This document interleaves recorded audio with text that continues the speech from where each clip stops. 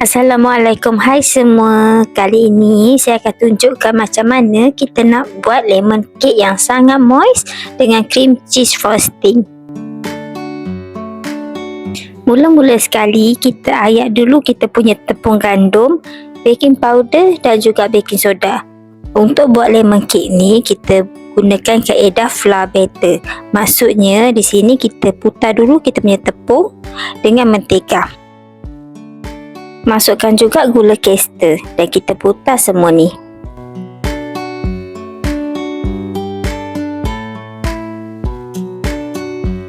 Adunan ni akan bertekstur macam berpasir dan itu adalah normal sebab kita belum masukkan cecair. Dalam mangkuk yang lain kita satukan susu cair dengan air perahan lemon. Air perahan lemon ni mengandungi asid, jadi bila disatukan dengan baking soda nanti menjadikan kek lebih moist. Jangan lupa masukkan juga parutan kulit lemon. Kacau sehingga semuanya sebati. Lepas tu tuangkan separuh daripada susu cair tu ke dalam tepung kita. Bila dah agak sebati, masukkan telur grade A sebiji-sebiji sebanyak 3 biji telur.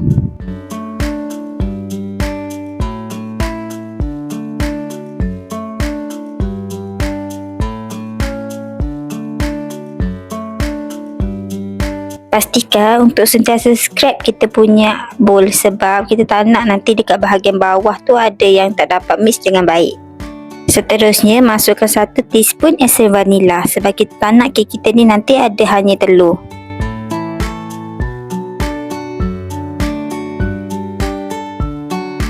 Bila dah agak kembang, masukkan separuh lagi susu cair sehingga habis. Putar lagi dengan kelajuan sederhana dalam 2 minit lagi.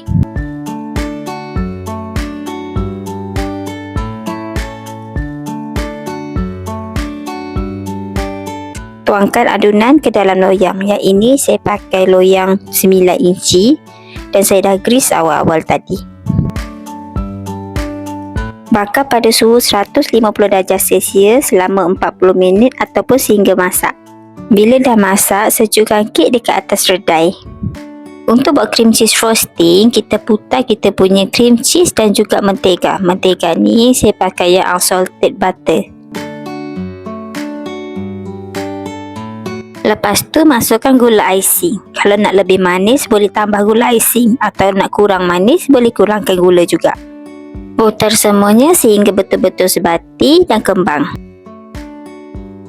Last sekali kita masukkan whipping cream dan putar sehingga kental.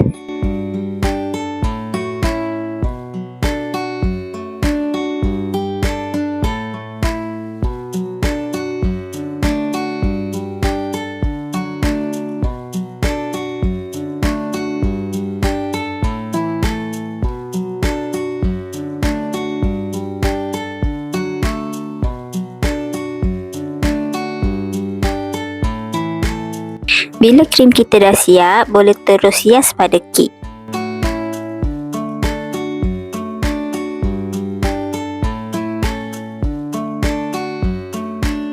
Kek ni perlu set dekat dalam chiller selama 3 jam sebelum kita potong macam ni. Lepas tu bolehlah hias dengan krim dan mengikut kreativiti masing-masing.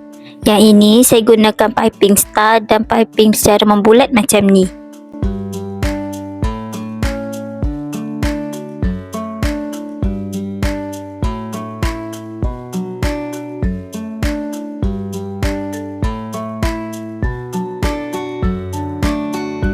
Kalau nak lebih cantik, boleh potong buah lemon dan susun macam ni. Lepas tu ini saya gunakan daun pudina, letakkan di atas kek dan juga bunga fondant.